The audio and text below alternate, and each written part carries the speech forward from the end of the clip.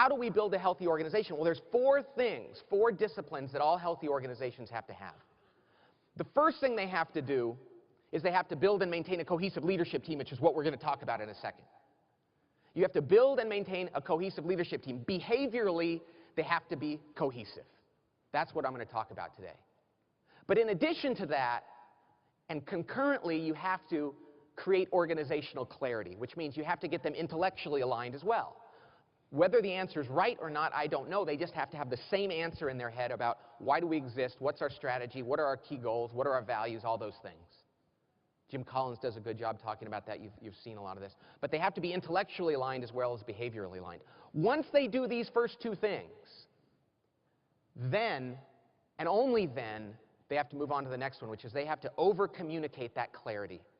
They have to communicate it over and over and over again, and over and over again, and over again, and over again.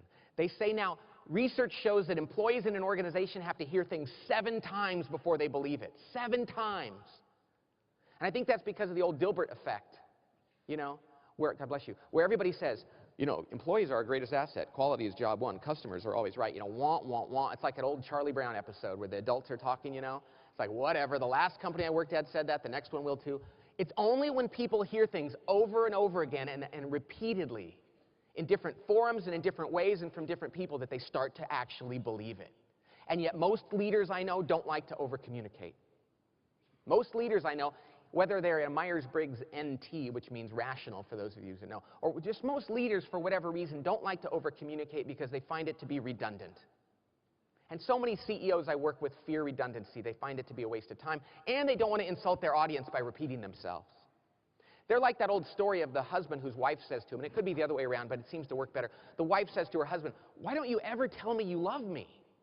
And he says, "Well, I told you when we got married, I'll let you know if it changes." Right? And that is so true of many CEOs. You know, they're like, "So why don't you repeat this?" Well, I gave that speech at the beginning of the year at the kickoff meeting, and I put the white paper. I haven't changed anything.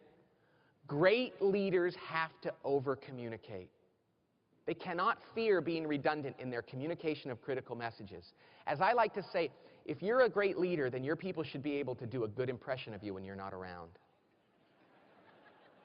As parents, we know this. I know if my twin boys say, if Dad tells me not to do drugs one more time, I'm like, hey, fine, I'm going to say it till you get blue in the face.